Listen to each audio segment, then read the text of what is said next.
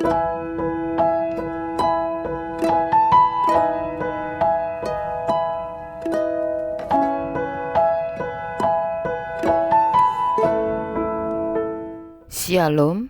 ada beberapa yang ingin saya bagikan dan menguatkan untuk ibu-ibu yang sekarang lagi viral diselingkuhi suami.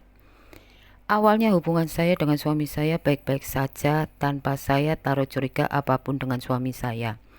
Akhirnya pertengahan saya melihat gelagat suami saya yang sering pergi keluar kota. Di situ saya belajar untuk menghilangkan rasa kecurigaan saya. Terus saya tidak pernah dibelanjain juga, sama sekali. Saya pun tidak menuntut apapun dan saya juga tidak curiga. Ketahuan di sekitar bulan Oktober 2021, anak saya sering dibawa keluar sama suami saya, terutama biasanya ke Bali, Malang, lalu pulang dengan saya cerita kalau pergi dengan papi dan tante tidurnya bersama-sama. Akhirnya di situ saya sempat down dan saya nangis ke Tuhan. Puji Tuhan, di mana Tuhan bawa saya masuk kelasnya Tuhan. Dan Tuhan taruh firman-Nya yang berkata, hati raja ada di tangan Tuhan, dialirkannya kemana Ia inginkan. Nah, hati raja ini saya ganti nama suami saya. Dan di mana saya masuk kelasnya Tuhan, saya tahu di situ saya mulai diproses dari ego saya yang tinggi. Selain itu juga saya disupport terus dengan Bugem, dengan Bu Eli. Terima kasih Bugem. Di situ saya disuruh belajar untuk buta bisu tuli dan terus mencari Tuhan, merenungkan firman Tuhan.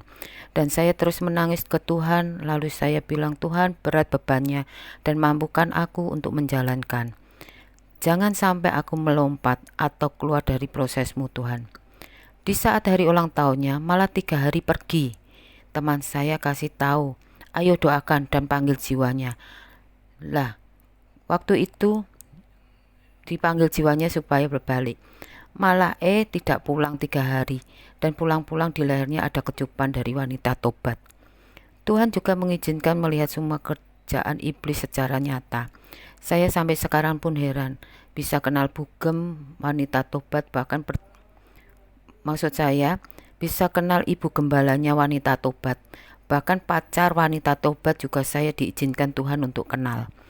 Pacar wanita tobat itu mengatur semua strategi untuk wanita tobat bertemu dengan suami saya. Bahkan yang balas di WA supaya seakan-akan menarik perhatian suami saya dan mengatur kata-katanya. Pacarnya wanita tobat itu mengatur semua dengan licik dan sempurna. Bahkan bagaimana cara ketemuan di hotel supaya tidak digerebek polisi, dari ketemu dari front office dan lain-lain. Pacarnya juga buka ke saya kalau wanita tobat sudah free sex ke semua cowok, bahkan digugurkan kandungan dengan pria lain. Jadi wanita tobat itu mempunyai jadwal Senin dengan siapa, Selasa dengan siapa, Rabu dengan siapa, bahkan Sabtu Minggu mereka sudah punya jadwal sendiri-sendiri. Nah,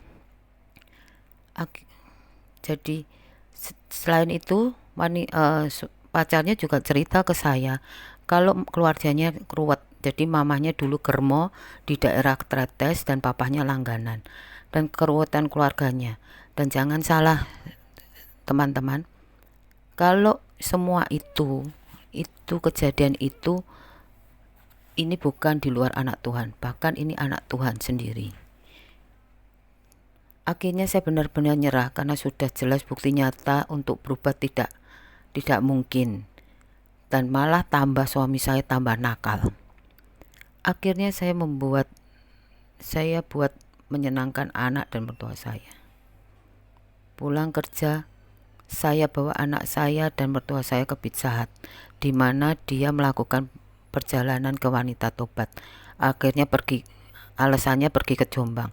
Tiba-tiba pulang dari Pizza Hut, dari makan malam dengan mertua saya didatangi RT dan polisi di rumah. Saya kira ada kejadian apa. Dan polisi itu menunjukkan foto gambar kalau suami saya kecelakaan di daerah Python.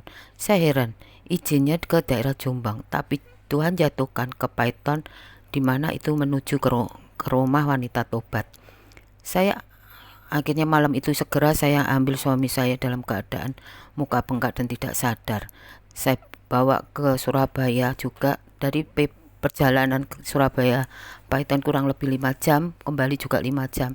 Itu semua dalam anugerah Tuhan, karena posisi sudah tidak sadar, dan saya juga harus tanda tangan kalau ada apapun di jalan, itu tanggung jawab saya. Saya hanya berdoa dan menangis.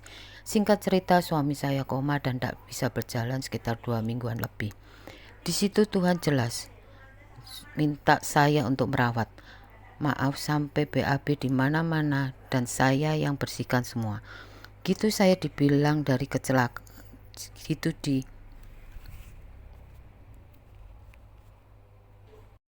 Dan di situ suami saya berkata bahwa saya ini dalang dari semua itu, dan saya dikatai brengsek. Jadi saya sekarang harus bayar harga jadi tulang punggung, dan itu pun saya mengalami dengan mengucap syukur. Saya tahu proses Tuhan belum selesai di sini. Suami masih belum bertobat, tapi saya terus mengampuni.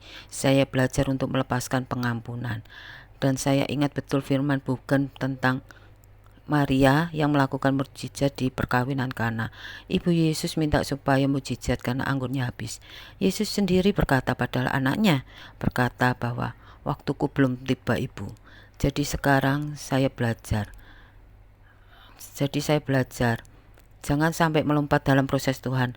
Nikmati walaupun bukti nyata itu pahit, tapi Tuhan selalu memegang hidup kita, dan ke depan pasti ada kemenangan. Dengarkan firman Tuhan terus dan perbanyak jam doa. Tuhan memberkati.